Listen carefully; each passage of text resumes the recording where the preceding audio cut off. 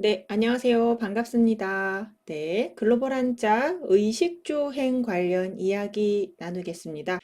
우선 부수 의식주행 관련된 이야기예요. 오늘부터 이제 부수 의식주행 관련된 이야기고요.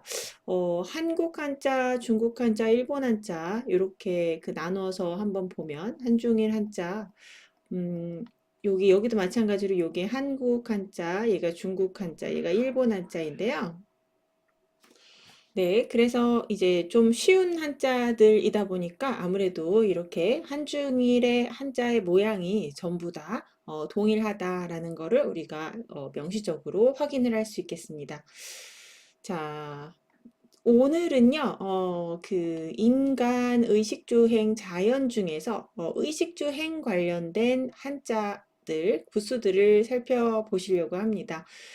그래서 인간이 이제 인간의 삶 속에서 사용되었던 재료라던가 식기재기, 악기, 수렵 농사에 사용되었던 도구나 살았던 집, 그 다음에 장소, 교통수단으로 어떤 한자들을 활용을 했고, 어떻게 만들어졌고, 그 다음에 이것들을 어떻게 활용을 해서 부수로 어떤 의미들을 이제 부수를 사용돼서 어떤 의미들을 내게 되었는지를 오늘 살펴보겠습니다.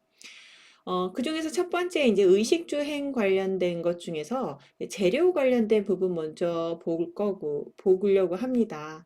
자, 재료 관련된 거, 의 관련된 거라고 제가 이렇게 했는데 사실 이게 뭐 분류가 뭐 구슬이나 조개나 그다음에 뭐 실, 옷, 수건 뭐 삶까지는 어떻게 의 관련된 표현이라고 볼 수 있겠지만 구슬이나 조개 같은 경우에는 구슬도 뭐 장식 계열로 많이 사용됐기 때문에 의로 포함이 될 수 있겠죠. 근데 조개 같은 경우에는 어떻게 보면은 사실은 상거래, 화폐의 수단이었잖아요. 그래서 상거래에 주로 많이 사용이 되었겠는데요. 얘를 의로 분류하기 조금 억지스럽다. 그러면은 뭐 재료로 분류를 하셔도 괜찮을 것 같기는 합니다. 그래서 인간이 기본적으로 이제 살면서 요런 것들을 바탕으로 해서 무언가를 만들거나 요런 거를 가지고 뭔가 또 다른 거를 만들어내는 어떤 재료로 삼았던 그런 아이들을 한번 몇 개 모아봤습니다. 이 중에서 이제 실사 부분하고요. 여기 작을 요자를가 하나로 지금 묶여서 이렇게 같이 이야기가 되는데요. 이 작을 요자 같은 경우도 그렇고 이 실사자, sel자자 같은 경우도 뭐냐면 실타래가 이렇게 묶여 있는 모습이라고 합니다. 그래서 이제 실타래가 이렇게 묶여 있는 모습에서 이렇게 변천되어 와서 지금의 실사가 되었고요. 작을 요자는 요 밑 아랫부분이 없고 그냥 이렇게 실타래가 이렇게 묶여 있는 모습만으로 작을 요자가 되었다고 하죠. 그래서 실사자 같은 경우에는 한 타래의 실이 묶인 모습이다. 그렇기 때문에 실과 관련된 이제 의미들을 주로 나타낼 수 있겠다라고 보시면 됩니다. 그래서 여기 보시면 실사자라던가 실로 나타낼 수 있는 어떤 그리고 자수 같은 거 하게 되면 무늬를 또 새기기도 하잖아요. 그래서 무늬 문자 이런 한자에 사용되고 있다는 걸 알 수 있죠. 요 실사자 같은 경우에는 단독으로 쓰이지 않고요. 항상 이렇게 무언가의 부수로서 사용이 되는 편입니다. 작을 요자 같은 경우에는 이제 가늘고 작은 실의 모양에서 그래서 이제 작다라는 의미가 그래서 나온 것 같고요. 그래서 뭐 어릴 유자라던가 이런 한자에 지금 작을 요자가 사용이 되고 있습니다. 자, 그 다음에 이제 옷의자인데요. 이 옷의자 같은 경우에는 여기 초창기의 모습이 지금 이렇게 옷을 여기 사람이 이제 사람을 얼굴 한번 그려볼까요? 사람의 얼굴, 사람의 눈, 코, 입. 그래서 사람의 얼굴이고 여기 사람이 옷을 이렇게 입고 있는 모양이에요. 예, 사람이 입고 있는 옷. 여기 앞에 옷 면 있는 부분하고 뭐 단추 이렇게 달면 되겠죠. 이 목 부분. 그래서 이 부분을 실루엣을 그대로 옷의 실루엣의 일부를 이렇게 남겨서 옷의 모습으로 옷의자로 변천해 오는데요. 이 부분이 이렇게 되고요. 아랫부분이 이렇게 되고요. 밑에 부분이 이렇게 변천해서 지금의 옷의자로 변천이 됩니다. 이 옷 같은 경우에는 이제 어떻게 보면 딱 어떤 실로서 짜여진 어떤 그런 천을 가지고 만든 것이 옷이죠. 그래서 이게 옷 의자 같은 경우에는 보시면 만들어진 옷의 종류인 도포라거나 아니면 옷과 관련된 동작인 입다. 그다음에 옷을 입고 나서 우리가 이제 치장을 하기 위해서 꾸미기 위해서 옷을 입기도 하잖아요. 그래서 꾸미다. 옷 마르다라는 의미는 뭐냐면 그 옷을 마름질하다, 그 옷을 만들 때 옷을 마름질하는 그걸 의미를 하죠. 그래서 요렇게 옷과 관련된 어떤 옷의 모양이나 형상, 종류 관련된 표현이나 아니면은 옷과 관련된 어떤 동작들, 옷을 만들 때 하는 동작, 그 다음에 옷을 입을 때 하는 동작 이런 거하고 관련돼 있고요. 그다음에 각종 옷의 종류들도 나타낼 수 있겠죠. 네, 그래서 뭐 바지라던가 뭐 치마라던가 이런 의미들을 나타낼 때도 옷 의자를 사용하게 됩니다. 옷 의자는 이렇게 변자리에 놓일 때 모양이 요런 식으로 지금 바뀌고 있습니다. 그래서 요거 기억을 해주시면 좋겠습니다. 이 옷 의자 같은 경우에 지금 많이 쓰이는 편인데요. 여기 어, 보시면 한번 우리가 그 엑셀 파일을 한번 검색을 한번 해 보겠습니다. 네, 엑셀 파일에 그 옷 의자를 부수로 삼는 한자들을 검색을 해보면 어떤 의미들을 지니고 있는지 우리가 대략적으로 살펴볼 수가 있는데요. 검색에 옷 의자,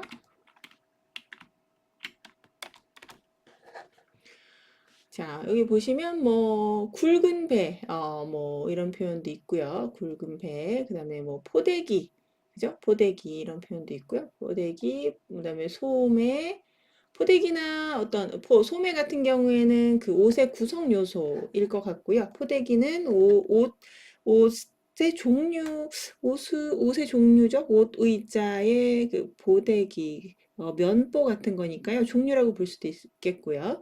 걷다 동작이고요. 옷섭 잡다 동작이고요. 호돛 모양 형상이죠. 바지, 골룡표 전부 다 모양 형상이고요.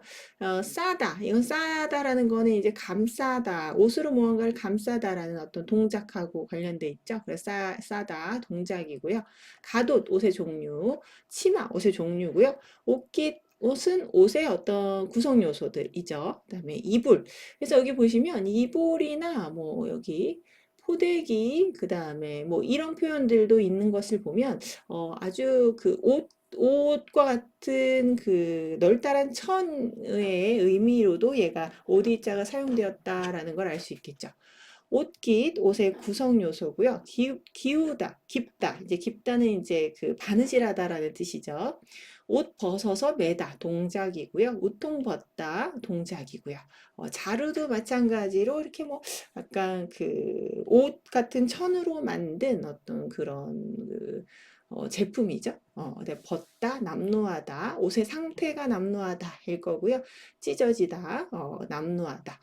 옷 안, 속 있죠? 속을 나타낼 때, 옷 안을 나타낼 때 또 이 옷 의자를 사용을 하고요. 버선, 소매, 수놓은 깃, 이런 것들 전부 다 옷의 의미랑 연관되어 있겠죠.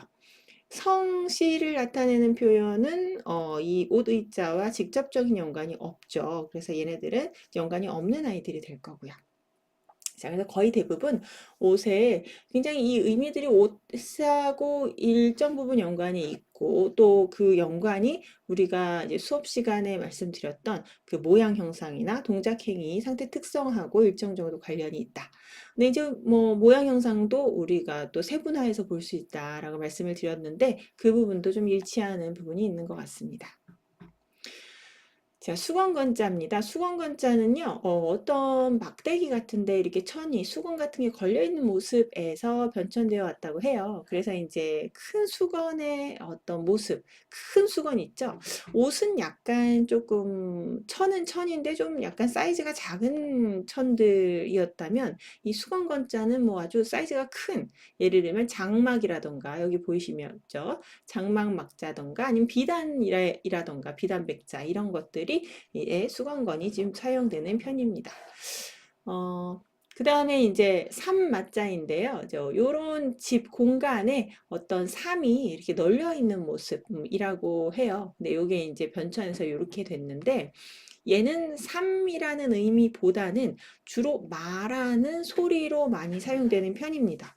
그래서 얘가 사용되는 한자들을 보면요. 문지르마, 마기마, 갈마 이렇게 되어 있죠. 여기에서 이제 그러니까 얘네들은 마자는 얘가 마자가 부수지만 주로 현대 한자에서는 소리로 사용이 되고, 그 다음에 그 외에 나머지 한자가 지금 부수로 사용되고 있죠. 이 손수자가 문지르다라는 동작과 관련돼 있고요. 마귀라는 뜻은 이 귀신귀자와 관련이 돼 있을 거고요. 갈다라는 뜻은 돌석자하고 돌석자의 어떤 동작하고 관련이 되어 있겠죠.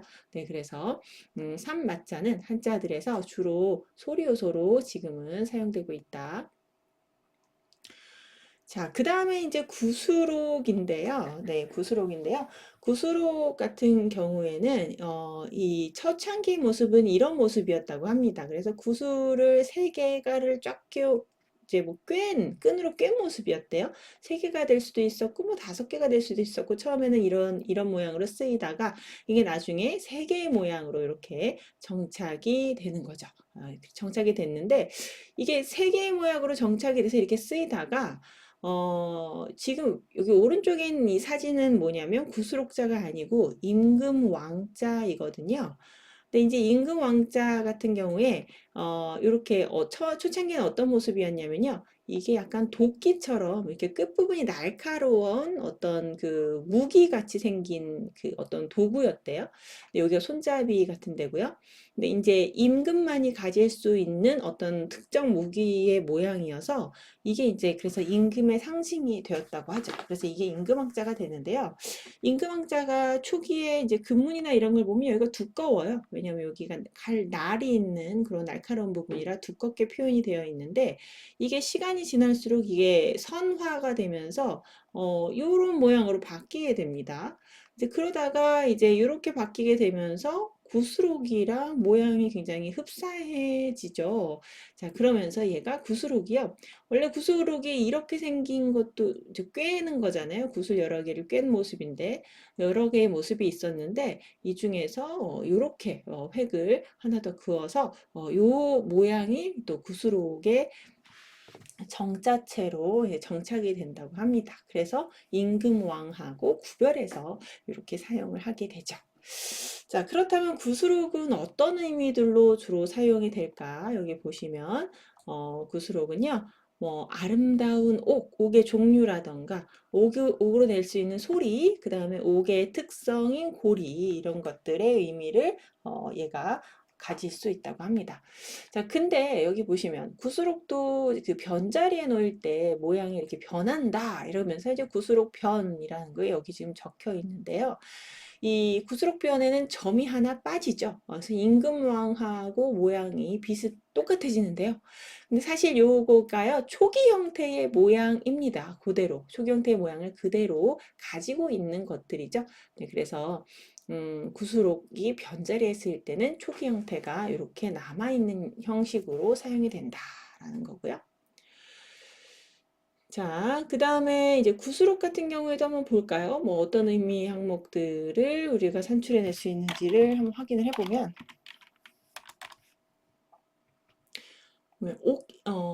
지금 볼까요? 옥 이름, 그다음 머리 꾸미개, 쌍옥, 옥돌, 큰 홀. 여기서 홀이라는 거는 예전에 무슨 박물관 같은 데 가셔서 보셨을지 모르겠는데, 어떤 그 장식품의 이름입니다. 그래서 그 홀, 폐옥, 그 다음에 옥의 색깔, 그 다음에 옥과 같이 생긴 어떤 종류, 옥의 종류죠. 구슬, 옥 이름, 옥돌, 큰 옥, 옥피리, 옥피리, 옥돌. 그래서 전부 다 이제 옥으로 만들 수 있는 제품이나 모양 형상하고 관련돼 있는 그런 표현들이 많이 있죠. 공도 이제 옥으로 만든 공이 있었나 봐요. 공구, 옥돌. 그래서 이런 표현들이 있을 수 있다라는 거. 옥으로 만든 여러 장식품이나 제품들, 옥의 종류들의 이름이 이제 구슬옥을 부스로 삼는 한자들을 가지고 있는 그런 부분들이죠. 자, 그 다음에 이제 조개패자인데요. 조개패자 같은 경우에는 초창기 모습, 우리가 소학당의 모습을 한번 살펴보시면요. 완전 누가 봐도 조개인 그런 모습을 우리가 한눈에 보실 수가 있습니다. 구수록자인데요. 글자의 변천을 한번 클릭해 보시면요. 구수록자네요. 조개패자죠. 구수록자의 초기의 모습이 이렇게 생겼어요. 그래서 구슬을 여러 개를 꿰는 그런 모습이었고요. 조개패자.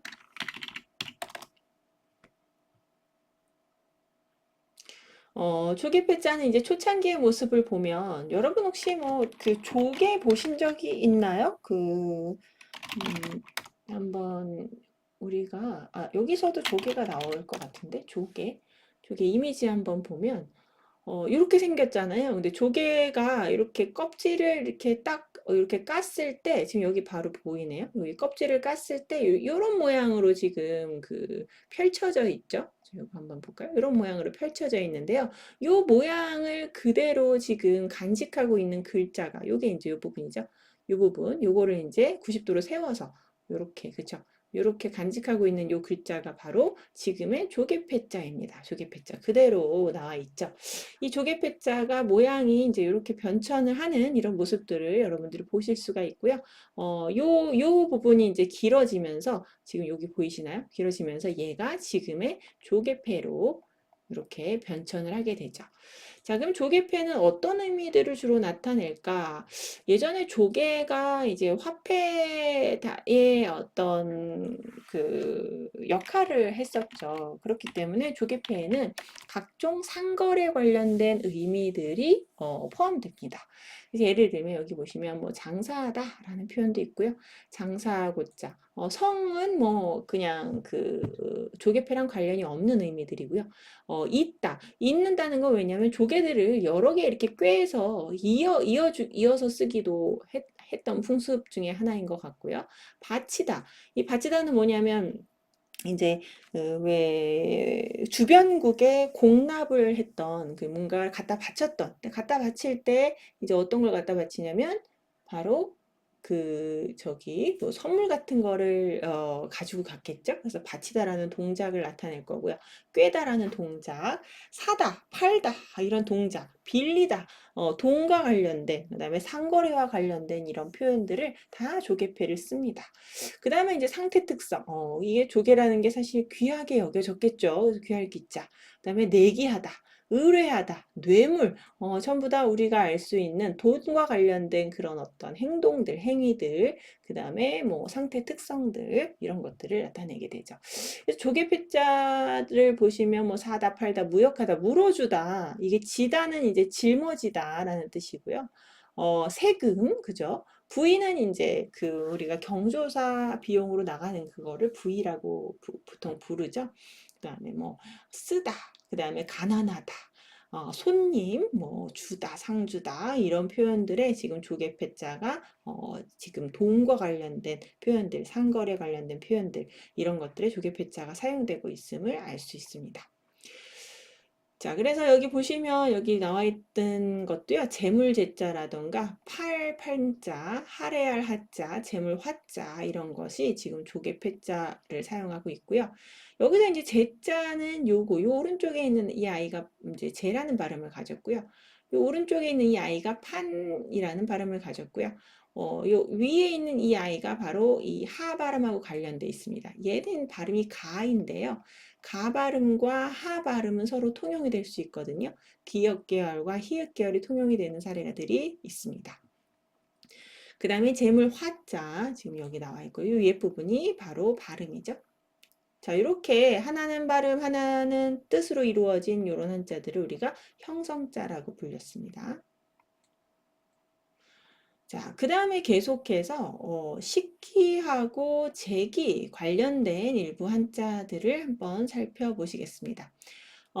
이게 이제 쇠금자 같은 경우에는 사실 어떻게 보면은 무언가를 만드는 재료로 주로 많이 사용이 되었는데요. 그럼에도 불구하고 제가 여기 식기나 제기 쪽에 갖다 놓은 이유는 여기 남아있는 식기나 제기가 청동으로 만든 것들이 많이 있기 때문입니다. 예를 들면, 자, 어떤 것들이 있을까요? 예를 들면, 요 뭐, 소정, 솥력, 뭐, 콩두는 사실은 밥그릇의 모양이고요. 장군부, 항아리의 모양이고요. 밥식 그릇명, 이런 것들이요. 청동기 제품들, 청동기로 만들어진 제품들이 지금 많이 남아 있거든요. 그래서, 쇠라는, 청동기라는 것의 의미를 가진 금자를 지금 여기 같은 식기재기 유형으로, 분류를 했습니다. 이 소정, 손력 이런 한자들은요 식기로도 쓰였지만 사실 제사 지낼 때 제기로도 쓰였기 때문에 요거 두 개를 같이 놓고 지금 살펴보려고 합니다.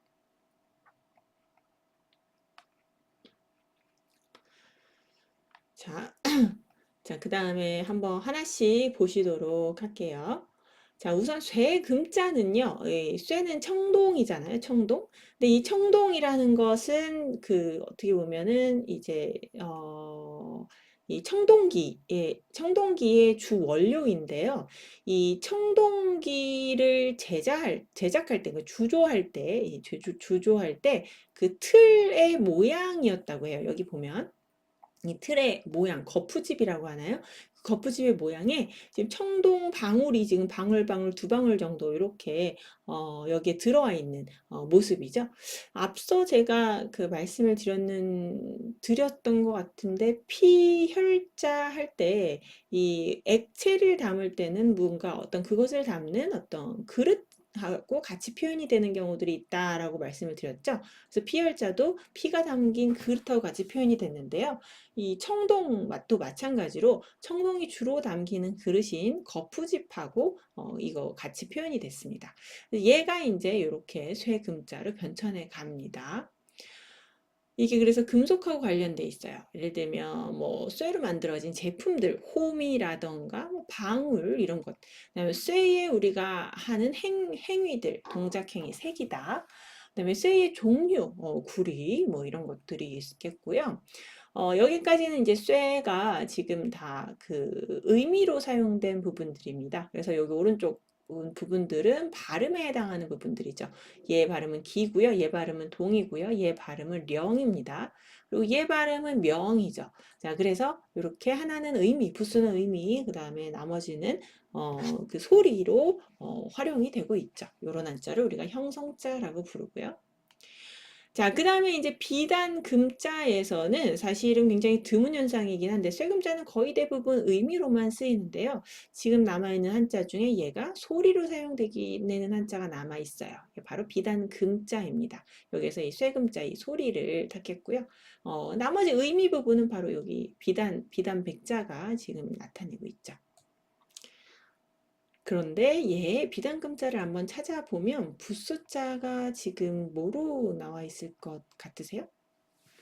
한번 찾아볼게요. 붓소자 애매한데요. 이 붓수를요. 붓수가 이제 붓수를 완벽하게 믿을 수는 없는 이유가 보시면 사실 이 쇠금자에는 비단이라는 의미가 전혀 없거든요. 여기 비단이라는 의미를 전혀 안 갖고 있어요.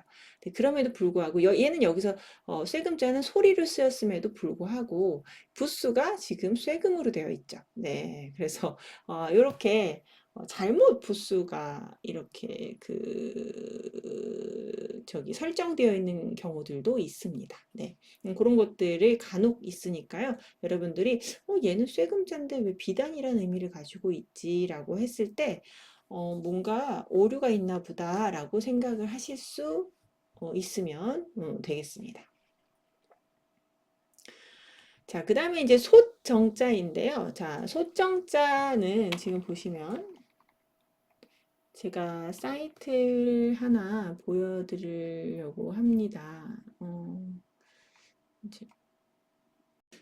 제가 지금 사이트를 하나 보여드리려고 하는데요. 대만의 이제 중앙연구원에서 만든 데이터베이스인데요. 청동기 사진들을 확인할 수 있는 사이트거든요. 그래서 예를 들면 여기 지금 소정자라고 나와 있는데 여기 모공정이라고 나와 있어요. 모공정이라는 대해서 지금 사진을 갖고 왔는데요.